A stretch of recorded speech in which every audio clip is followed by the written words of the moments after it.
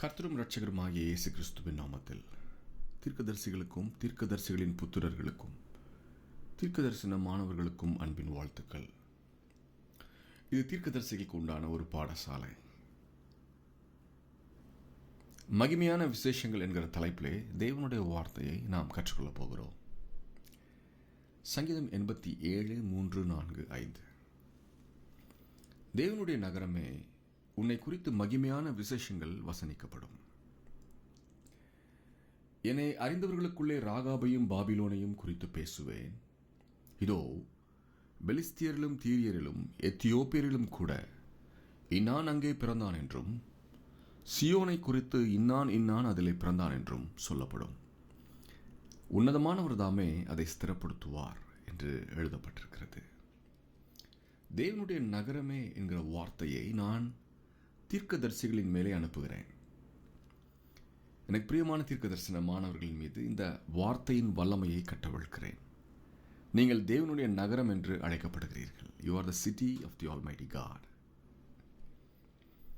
உங்களை குறித்து சொல்லப்படுகிற காரியங்கள் மகிமையான விசேஷங்கள் என்று அழைக்கப்படுகிறது. மகிமையான விசேஷங்கள். தீர்க்கதரிசிகளுடைய வேலை தேவனுடைய மகிமையான காரியங்களை விசேஷங்களாக அறிவிப்பது. நான் கிறிஸ்துவ வேதத்தை ஒரு டெலஸ்கோப் என்று நான் உருவகப்படுத்துகிறேன். ஒரு டெலஸ்கோப்பை நாம் எடுத்துக்கொண்டால் அதில் கான்கேவ் லென்ஸ், கான்வெக்ஸ் லென்ஸ் என்று இருக்கிறது. இந்த கான்கேவ் லென்ஸு கண்ணுக்கு பக்கத்தில் இருக்கு.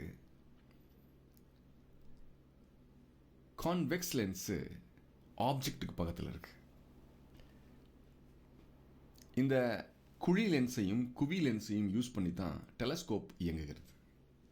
தூரத்தில் இருக்கிறவர்களை காணத்தக்கதாக இந்த டெலஸ்கோப் ஆனது ஆதி காலங்களிலே உருவாக்கப்பட்டது.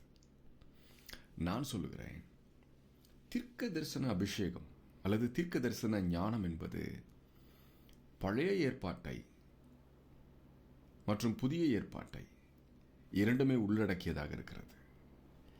தேவனுடைய வார்த்தையை பழைய ஏற்பாட்டிலிருந்தும் புதிய ஏற்பாட்டிலிருந்தும் இணைத்து நாம் சில நேரங்களிலே இணைத்து பேசுகிறோம்.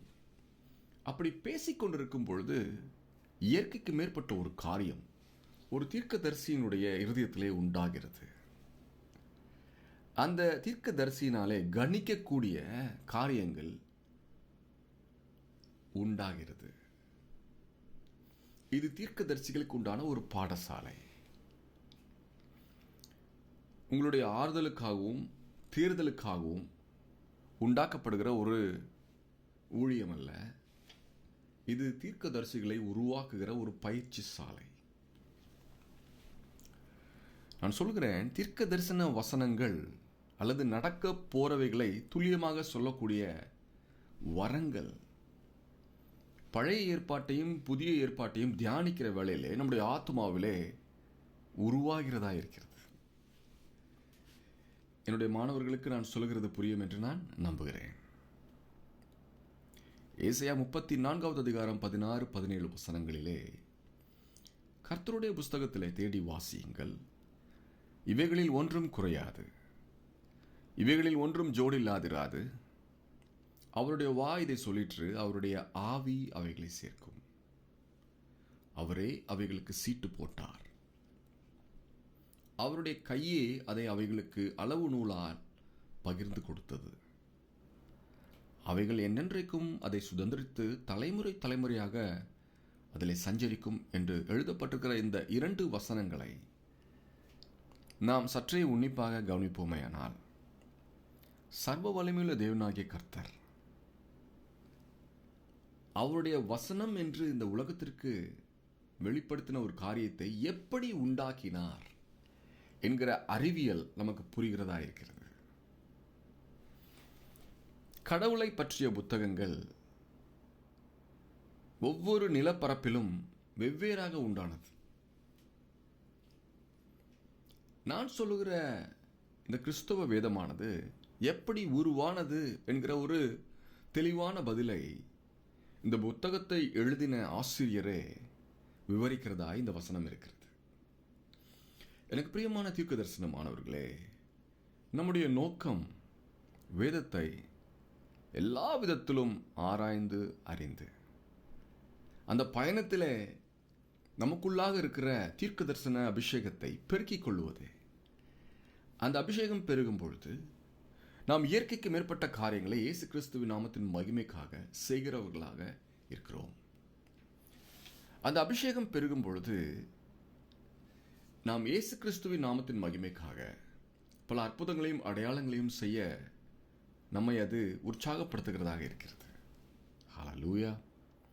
இந்த வசனத்திலே பார்க்கிறோம், கர்த்தருடைய புஸ்தகத்திலே தேடி வாசியுங்கள். எதை தேடி வாசிக்கிறோம்? இப்பொழுது எப்படி வேத புத்தகமானது உருவானது என்கிற ஒரு தேடலை நாம் இப்பொழுது உடையவர்களாக இருக்கிறோம். இங்கு பார்க்கிறோம், இவைகளில் ஒன்றும் குறையாது. தேடும் பொழுது நம்முடைய வாழ்க்கையில் எதுவும் குறைந்து போகாது. குறைந்து போகாது என்று சொல்லும் பொழுது நிறைவானது ஒன்று வந்து கொண்டே இருக்கிறது என்றுதான் நாம் அதை அர்த்தம் கொள்ள வேண்டும். இவைகளில் ஒன்றும் ஜோடில்லாது இராது என்கிற ஒரு முதல் கோட்பாட்டை நாம் இங்கு கற்றுக்கொள்கிறோம். பைபிள் என்று சொல்லப்படுகிற, விவிலியம் என்று சொல்லப்படுகிற, பரிசுத்த வேதாகமம் என்று சொல்லப்படுகிற இந்த கிறிஸ்தவ மத நூலானது சில கோட்பாடுகளின் அடிப்படையிலே இதை கொடுத்தவரால் உண்டாக்கப்பட்டிருக்கிறது. அந்த முதல் கோட்பாடு இவைகளில் ஒன்றும் ஜோடில்லாது இராது என்கிற ஒரு கோட்பாடு.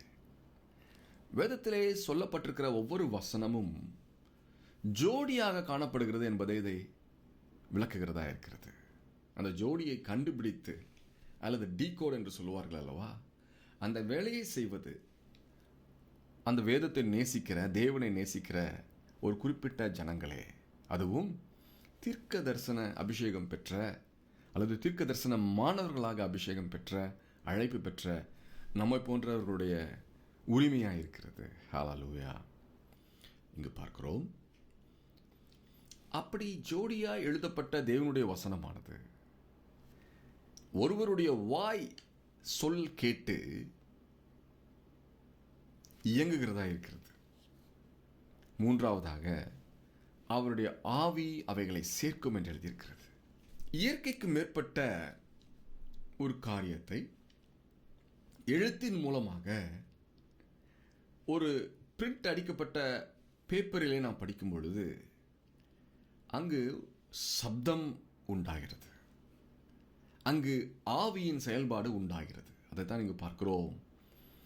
அவருடைய ஆவி அவைகளை சேர்க்கும், அவருடைய வாய் இதை சொல்லிற்று என்று பார்க்கிறோம். எனக்கு பிரியமான தீர்க்க தரிசனமானவர்களே, வேதமே நம்மளுடைய செயல்முறை விளக்க புத்தகமாக இருக்கிறது. அந்த வேதம் எழுதப்பட்ட ஒரு காரியத்தை நாம் இந்த நாளில் கற்றுக்கொண்டிருக்கிறோம்.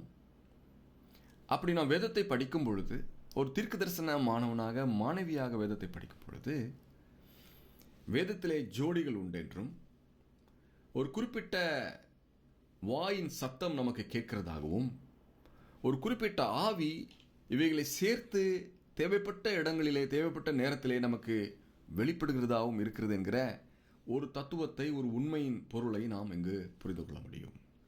அடுத்ததாக அவரே அவைகளுக்கு சீட்டு போட்டார் என்று எழுதியிருக்கிறது. ஆதி ஆகமத்திலிருந்து வெளிப்படுத்துதல் வரைக்கும் இருக்கிற ஆயிரக்கணக்கான வார்த்தைகள் இந்த இடத்துல இருக்க வேண்டும், ஒரு வார்த்தை இங்கு இருக்க வேண்டும் என்கிற ஒரு நிர்ணயத்தை தேவன் எப்படி செய்தார் என்று பார்க்கும் பொழுது, அவரே அவைகளுக்கு சீட்டு போட்டார் என்று எழுதியிருக்கிற அந்த வார்த்தையிலே சர்வ வல்லமையுள்ள தேவன் வேதத்தின் ஒவ்வொரு வார்த்தையும் இன்னென்ன இடத்துல இருக்க வேண்டும் என்கிற ஒரு அமைப்பை செய்திருக்கிறார் என்கிற ஒரு தெளிவான எண்ணம் நமக்கு உண்டாயிருக்கிறது. அநேகர் சொல்லலாம், மனிதர்கள், அந்தந்த வருடங்களில் வாழ்ந்த மனிதர்கள் ஒரு குறிப்பிட்ட உந்துதலினாலே இந்த வேதத்தை எழுதினார்கள் என்று. ஆனால் நடந்தது என்ன என்று நாம் ஒரு ஆன்மீக கண் கொண்டு பார்க்கும் பொழுது, கர்த்தருடைய ஆவியானவர் அவருடைய வாயின் சத்தத்தை ஒரு மனுஷனுக்கு அல்லது ஒரு மனுஷிக்கு சொல்ல பண்ணி அவருடைய ஆவியின் வல்லமையினாலே புத்தகமாக அதை மனிதர்களை கொண்டு எழுதினார் என்பதே சரியான புரிதலாக இருக்கும் என்று நான் நம்புகிறேன்.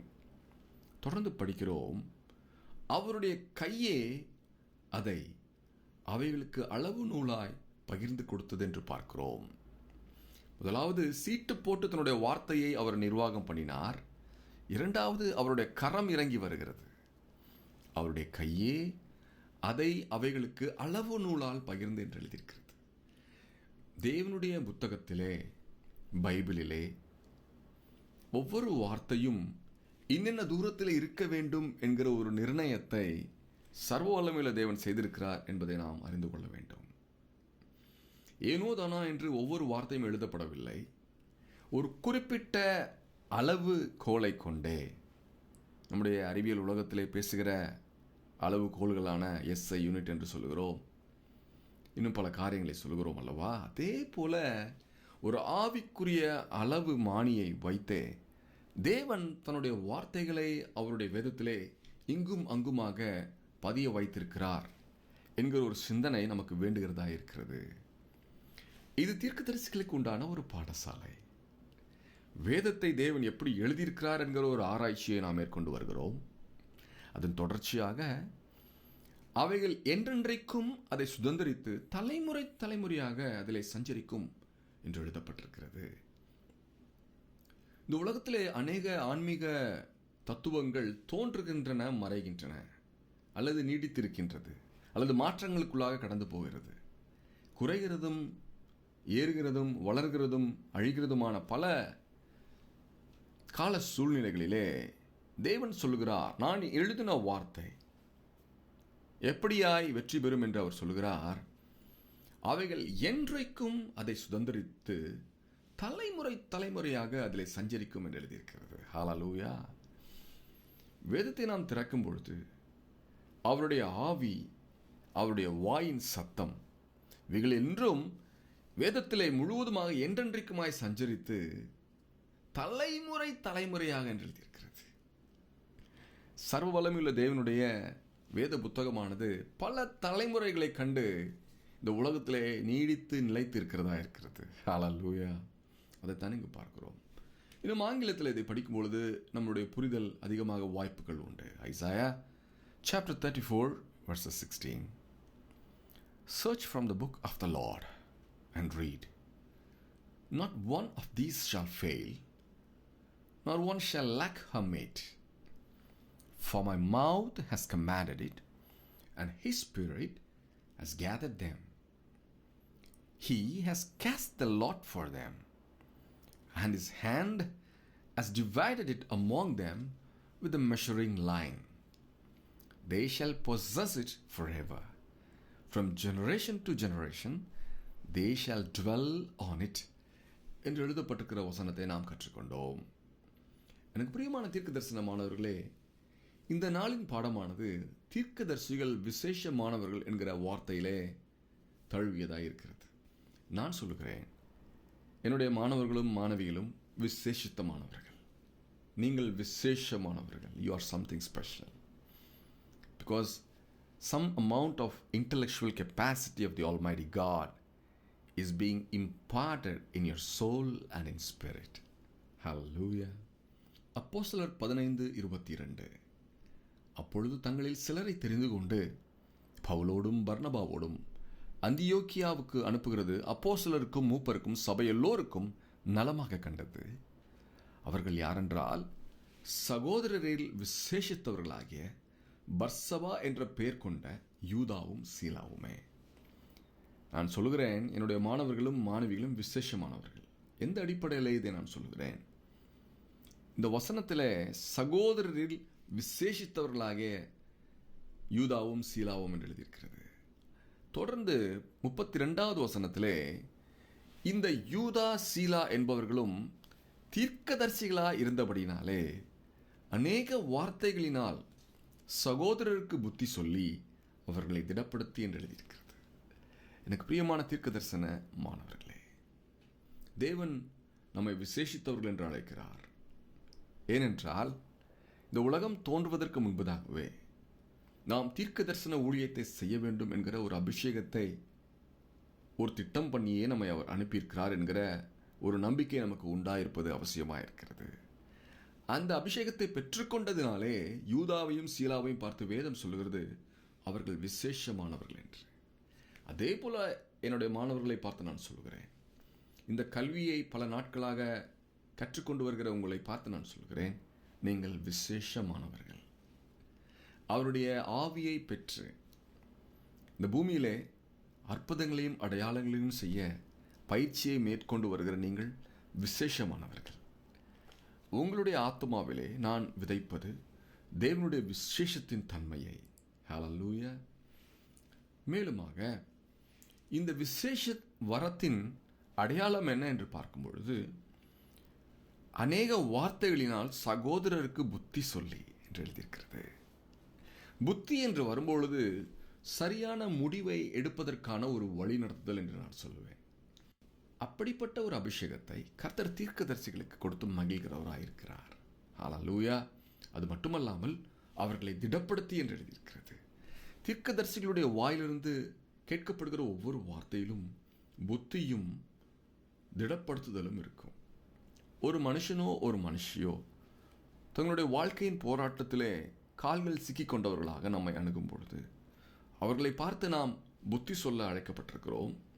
அப்படி நாம் புத்தி சொல்லும் பொழுது அவர்களுடைய இருதயம் எப்படிப்பட்ட சஞ்சலத்தினால் இருந்தாலும் அந்த சஞ்சலங்களை காட்டிலும் அவர்களுக்கு ஒரு திடத்தை உண்டு பண்ணுகிறதாக தீர்க்கதரிசிகளுடைய வாயின் வார்த்தைகள் இருக்கிறது என்று நாம் அறிந்து கொள்ள வேண்டும். ஹல்லேலூயா. அடுத்த தலைப்பாக குறி சொல்லுதலும் தீர்க்க தரிசனமும் என்கிற காரியம். அப்போஸ்தலர் 16வது அதிகாரம் 16வது வசனத்திலே,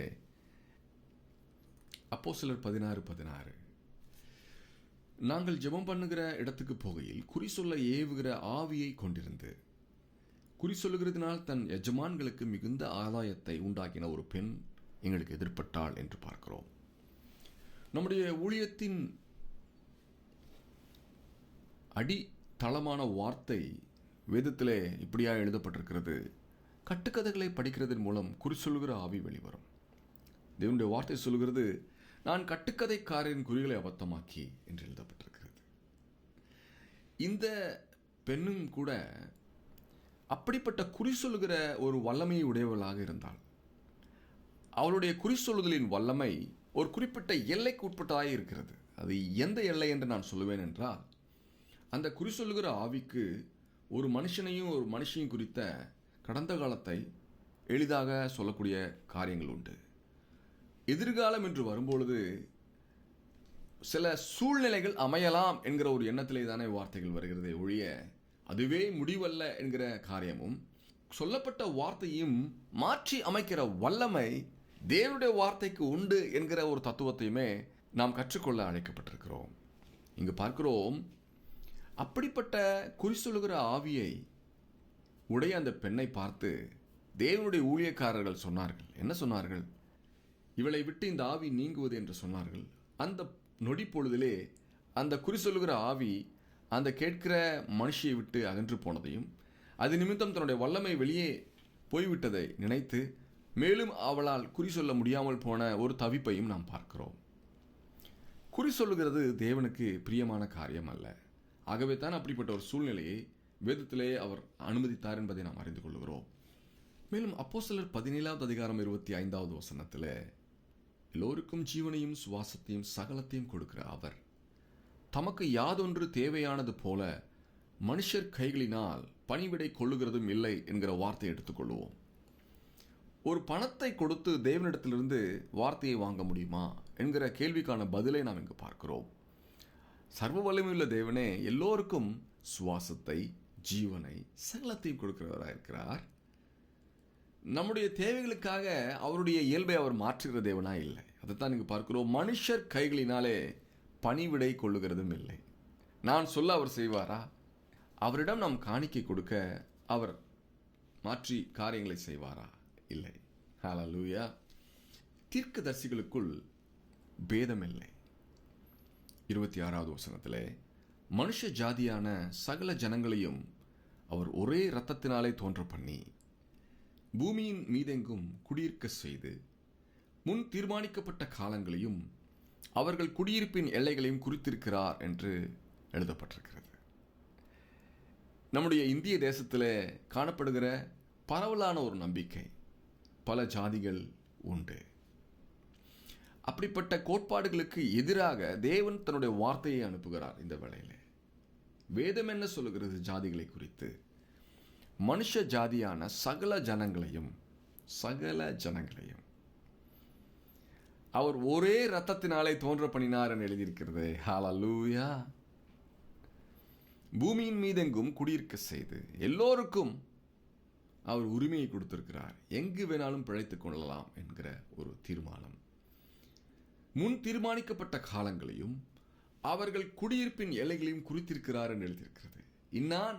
இந்நாள் பூமியிலே இந்த தேசத்திலே பிறக்க வேண்டும், இந்த எல்லைகளுக்குள்ளாக தன்னுடைய வாழ்க்கையை அவள் கழிக்க வேண்டும் என்கிற ஒரு தீர்மானத்தை ஆதி நாட்களிலே தேவன் செய்ததை இந்த வசனத்தை வைத்து நாம் அறிந்து கொள்ளலாம். ஒருவேளை உங்களுடைய இருதயத்தில் ஜாதிகள் உண்மை என்று நீங்கள் இதுவரைக்கும் நம்பியிருப்பீர்களே, ஆனால் தேவனுடைய வார்த்தை சொல்கிறது அவர் ஒரே இரத்தத்தினாலே சகல ஜனங்களையும் தோன்ற பண்ணினார் என்று. இதை கேட்கும் பொழுதே உங்களுக்குள்ளாக ஒரு சமாதானம் உண்டாகும் என்று நான் அதிகமாய் நம்புகிறேன். அடுத்ததாக அப்போஸ்தலர் 18வது அதிகாரம் 9வது வசனத்திலே, ராத்திரியிலே கர்த்தர் பவுலுக்கு தரிசனமாகி நீ பயப்படாமல் பேசு, மௌனமாய் இராதே என்று சொல்கிறார். எதை குறித்து பேச சொல்கிறார்? அப்போஸ்தலராகிய பவுலின் நாட்களிலே யூத ஜாதியின் மகிமையானது மற்ற ஜாதியினரை விட மகிமை வாய்ந்ததாக இருந்தது என்று அந்த குறிப்பிட்ட யூத ஜனத்தினர் நம்பினார்கள்.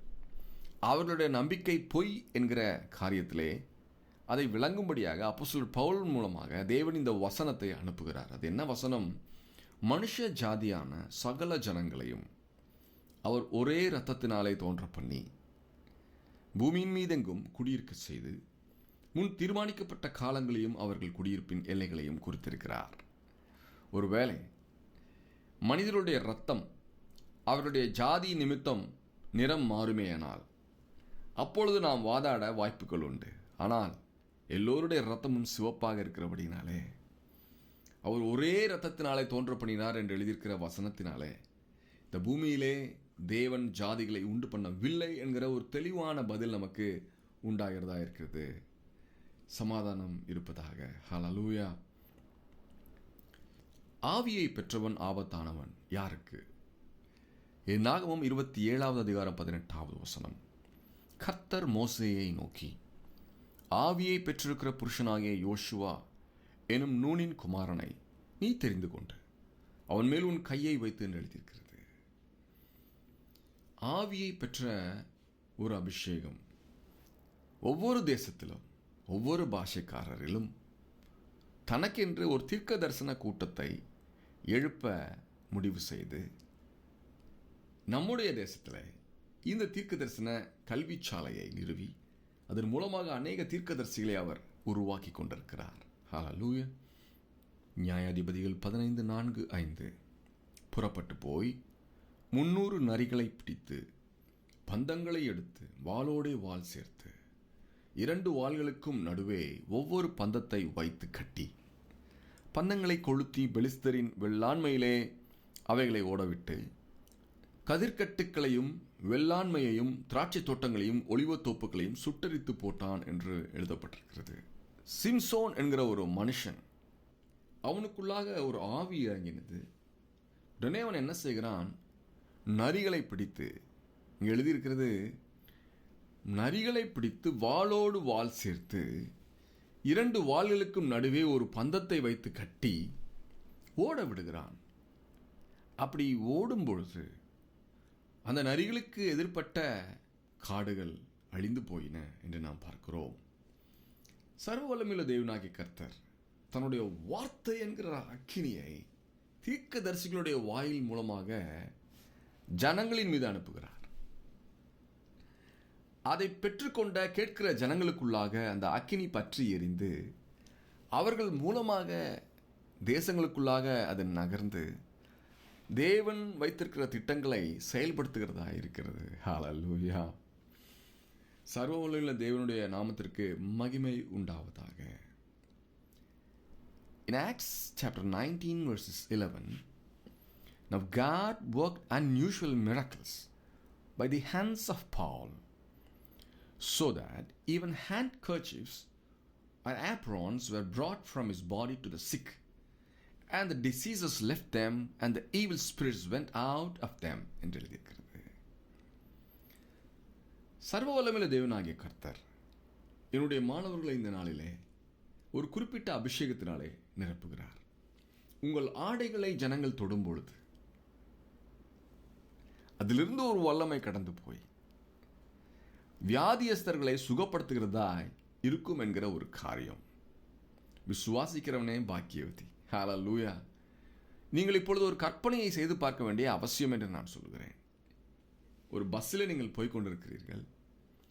தெரியாமல் உங்கள் மீது ஒரு வியாதியஸ்தர் தன்னுடைய கையை போட்டு விட்டார். திடீரென்ற அந்த வியாதியஸ்தருடைய சரீரத்திலிருந்து அந்த வியாதி நீங்குகிறது. பல வருடங்களாக பாடுபடுத்தி வந்த அந்த வியாதி நீங்குகிறது. அவருடைய இருதயம் மெய் சிலிர்க்கும் அல்லவா, திடீரென்று இப்படி ஆகிவிட்டது என்று சொல்லி. அப்படிப்பட்ட ஒரு அற்புதத்தை அப்போஸ்தலராகிய பவுல் வாழ்ந்த நாட்களிலே செய்த தேவன் கர்த்தராகிய இயேசு கிறிஸ்துவின் ரகசிய வருகைக்கு முன்பதாக தீர்க்க தரிசன மாணவர்களை கொண்டு ஒரு பெரிய அசைவை இந்த பூமியிலே உண்டாக்க இறங்கி இருக்கிறார். ஹல்லேலூயா. நியாயாதிபதிகள் 15:14 அவன் லேகி வரைக்கும் வந்து சேர்ந்த போது பெலிஸ்தர் அவனுக்கு விரோதமாய் ஆரவாரம் பண்ணினார்கள்.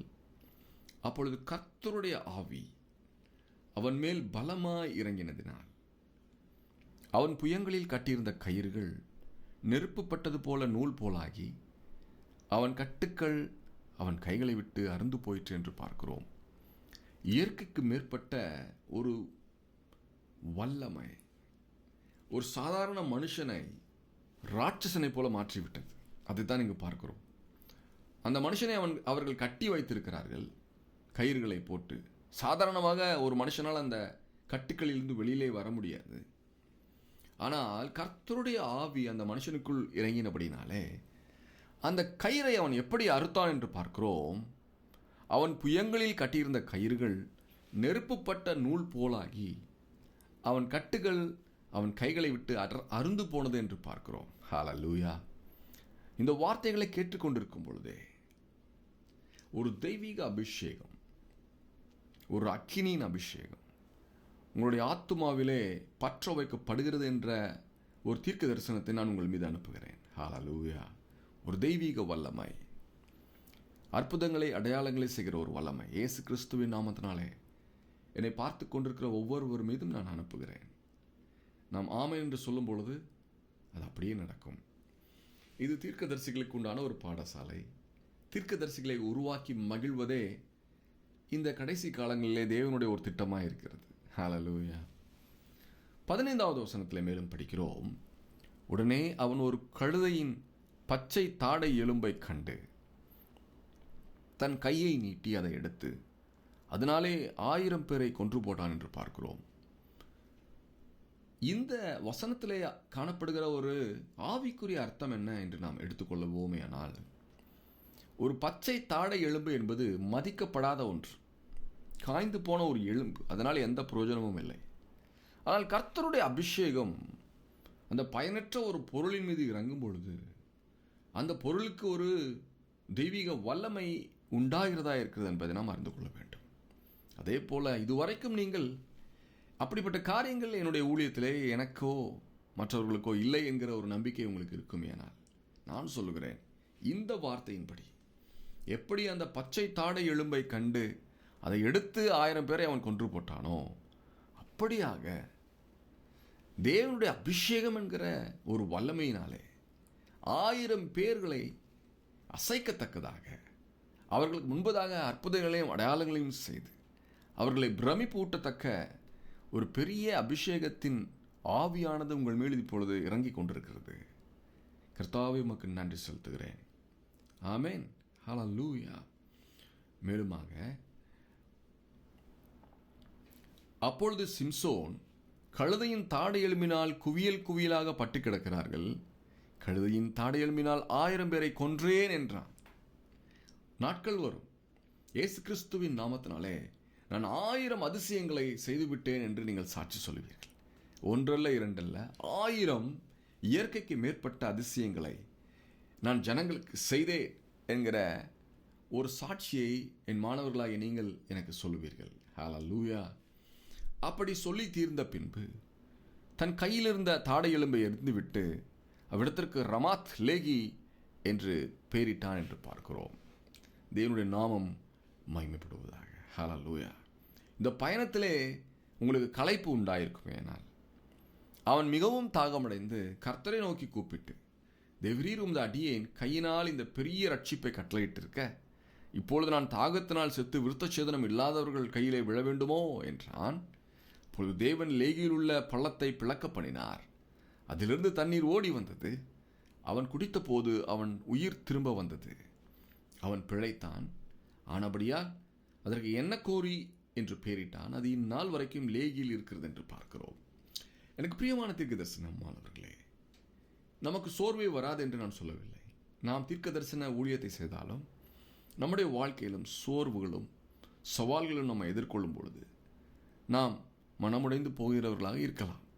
ஆனாலும் தேவனுடைய வார்த்தை உங்களை தாங்குபடியாக வருகிறது. அப்படி நீங்கள் சோர்வுக்குள்ளாக போகும்பொழுது அந்த சூழ்நிலையிலே தேவன் உங்கள் நிமித்தம் பள்ளத்தை பிளந்து தண்ணீரை குடிக்க உங்களுக்கு கொடுப்பார். உங்களுக்கு தேவையான பொருளாதார காரியங்களை தேவன் தன்னுடைய வல்லமையினாலே சந்திப்பார். இந்த தீர்க்கதரிசன ஊழியத்தை நீங்கள் உற்சாகமாக செய்து வருகிறீர்கள் என்று நான் நம்புகிறேன்.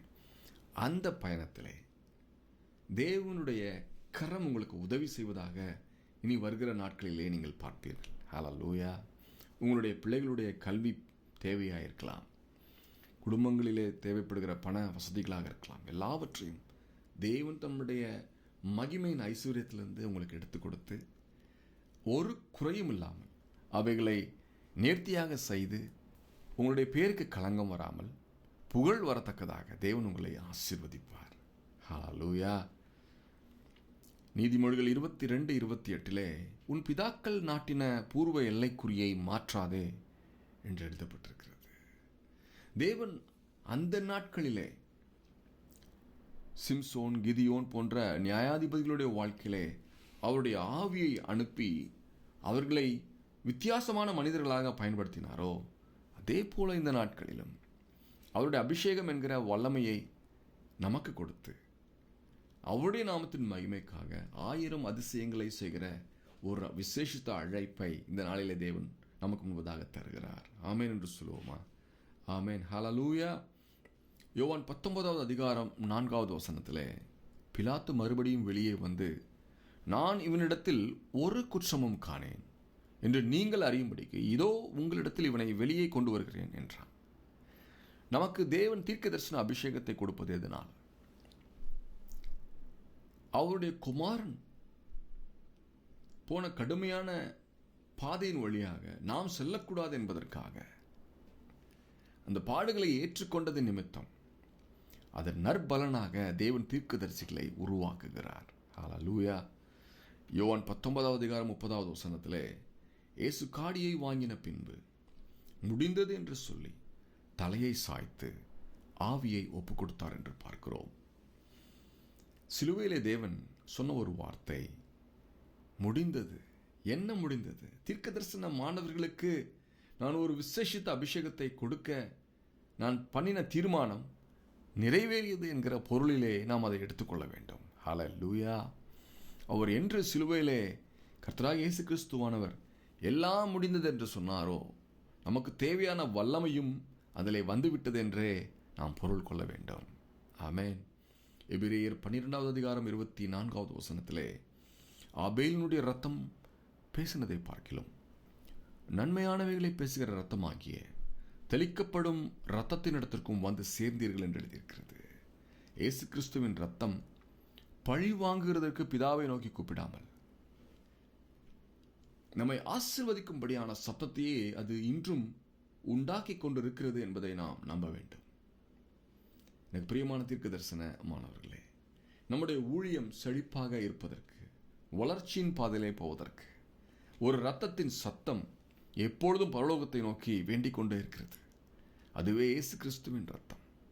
நமக்காக நலமான காரியங்களை பரிந்து பேசி பிதாவினிடத்திலிருந்து நமக்கு வரங்களை கொண்டு வந்து கொடுத்து நம்மை ஆசீர்வதிக்கிறதற்கு எப்பொழுதும் அந்த இரத்தம் பிதாவை நோக்கி கூப்பிட்டு கொண்டே இருக்கிறது என்பதை நாம் அர்த்தம் கொள்ள வேண்டும். ஹல்லேலூயா.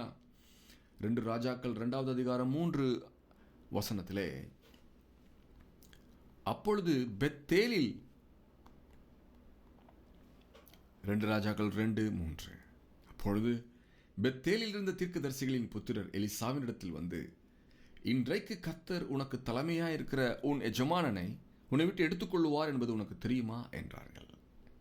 ஆங்கிலத்திலே, The company of the prophets at Bethel came out to Elisha and asked, Do you know that the Lord is going to take your master from you today? எனக்கு பிரியமான தீர்க்க தரிசனமானவர்களே, எலியா நடத்தி வந்த தீர்க்க தரிசன பள்ளியிலே அநேக மாணவர்கள் உண்டு. அப்படிப்பட்ட அநேக கூட்டத்திற்குள்ளாக ஒரு குறிப்பிட்ட ஆவி ஏற்கனவே இறங்கி இருந்தது.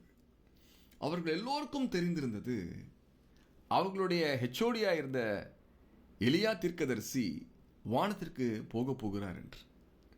நாம் நினைத்திருக்கலாம், எலியா ஒரு மிகப்பெரிய தீர்க்கதரிசி, அவருடைய மதிப்புக்குரிய சீஷனாக இருந்தவன் எலிசா என்கிற தீர்க்கதரிசி. இவர்கள் 2 பேருக்கு மட்டும்தான் தேவனுடைய ரகசியங்கள் தெரிந்திருந்தது என்று. ஆனால் இந்த வசனத்தை நாம் படிக்கும் பொழுது தேவனுடைய ரகசியங்கள் எலியாவுக்கும் எலிசாவுக்கும் மட்டுமல்லாமல் அந்த மாணவ கூட்டத்திற்கு எல்லோருக்குள்ளாக அந்த ஆவி இறங்கி இருந்ததை நாம் பார்க்கிறோம். அவர்கள் எல்லோரும் வந்து கேட்கிறார்கள், கர்த்தர் உனக்கு தலைமையாயிருக்கிற உன் எஜமானனை உன்னை விட்டு எடுத்துக்கொள்வார் என்பது உனக்கு தெரியுமா என்று கேட்டார்கள் என்று பார்க்கிறோம். இது தீர்க்கதரிசிகளுக்கு உண்டான ஒரு பாடசாலை.